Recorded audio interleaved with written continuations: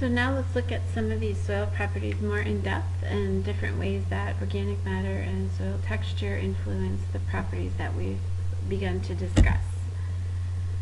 So we'll start out by talking about the soil's ability to retain and allow water to pass through it, and that's defined by these three different terms. We have infiltration. Infiltration describes the ability of water to enter that soil matrix. So how easy is it for water to get into the soil matrix and drain through it? And you can imagine, like if you've been to the beach or any kind of sandy area, if you pour water on it, that water just flows right through. Whereas if you pour water onto a concrete surface, it pools up. And so a concrete surface is very similar to clay. So if you have a very clay soil, then that water will stay on top for a while before it starts to infiltrate, and then infiltration is pretty slow. Another term that soil scientists that they analyze or look at when they're looking at soils is the water holding capacity of the soil.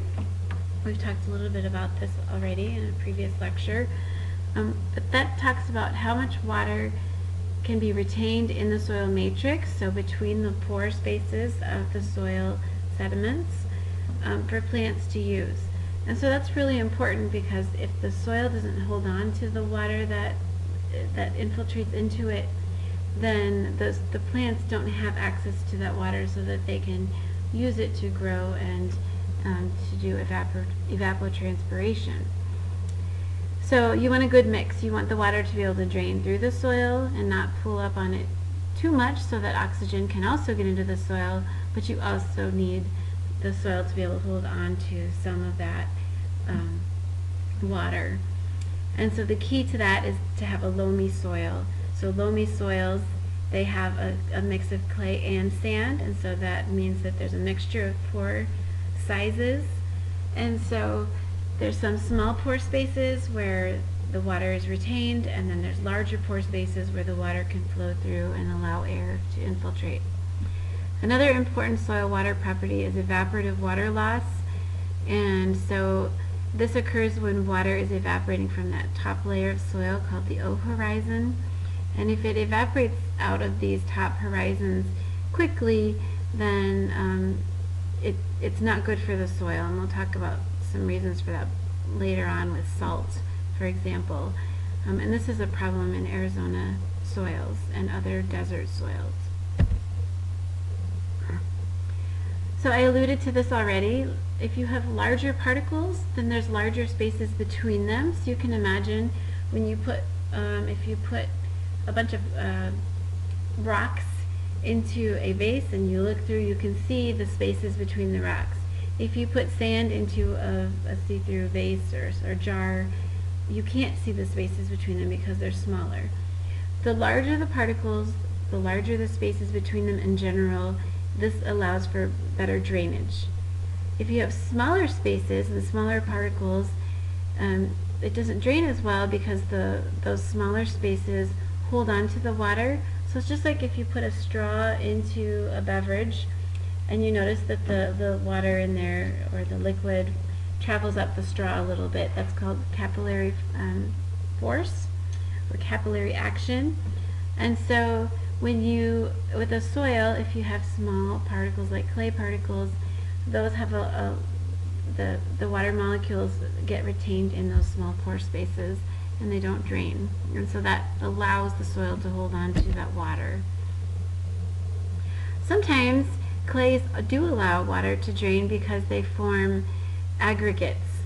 So whenever you have clay sediments and organic matter, they kind of stick together and they can form these they almost look like little rocks. And so these are called aggregates. If you took an aggregate, you've probably seen these in soil before, if you've ever dug in a garden. If you pushed on this aggregate or you smashed it, it would break into tiny little pieces of clay, and it becomes like a dust. So that's an aggregate. In an aggregate soil, you can get the formation of macropores. So it's just like, it acts a lot like a gravel, where there's large pore spaces in between them to allow water to flow through it and drain well.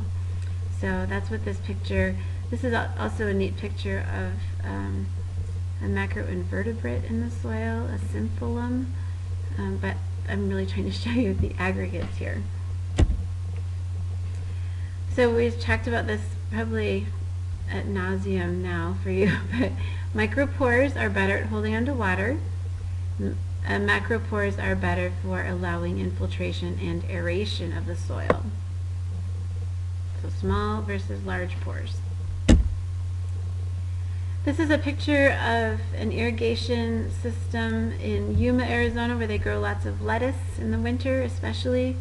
And you can see the water is pooling up here, so water is coming out of the Colorado River. It goes into these canals, which then feed off into different farmer fields. And the water is pooling up here partially because as the tractors go over these ruts in the soil, it's compacting the soil and it's harder for the water to infiltrate. Okay, so let's move on to some chemical properties again. One is cation exchange capacity, or CEC, which in layman's terms you can think of it just as the nutrient holding capacity of a soil. So a soil that has a high CEC doesn't have as much leaching in it, so the nutrients are retained in the soil rather than washing out of the soil. Leaching is bad because, number one, you want all of these important nutrients like phosphate, potassium, calcium, you want all of them, and nitrogen, you want all of them to stay in the soil matrix so that plants can access them, and you don't want them to wash through. Also, if too many of the nutrients wash out of the soil, then they can contaminate groundwater or surface water nearby.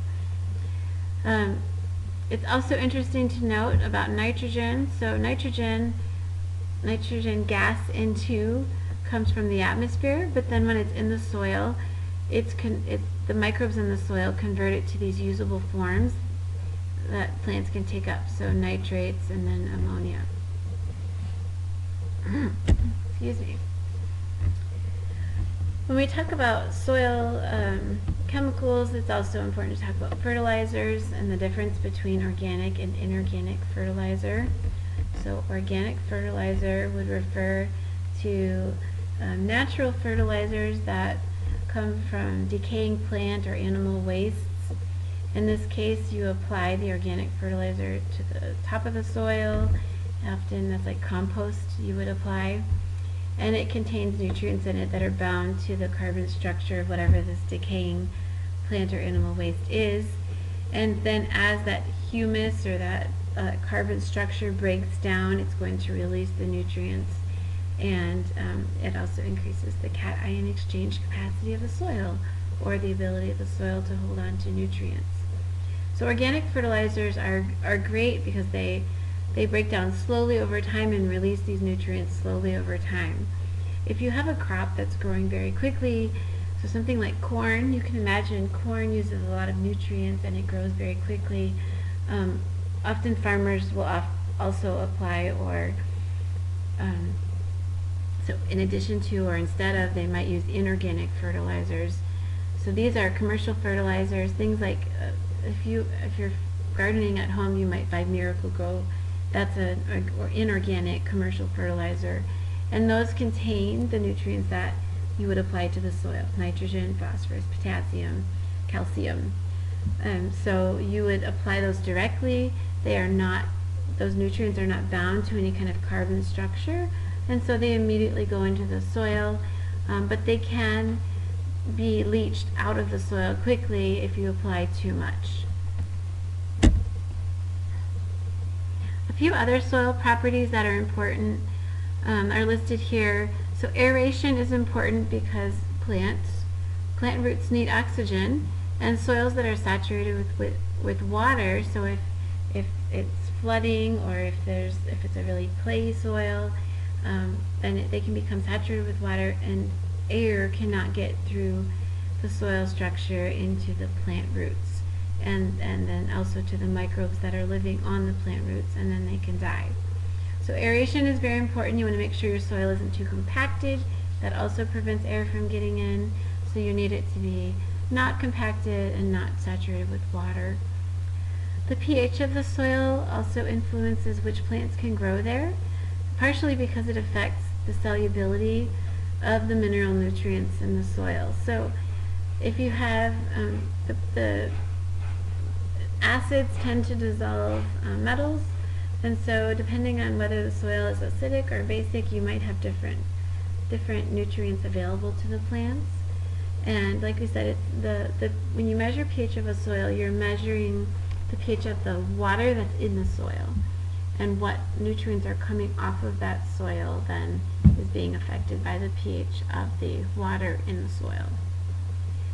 Finally, salt content is a really big issue in places like Arizona and the desert.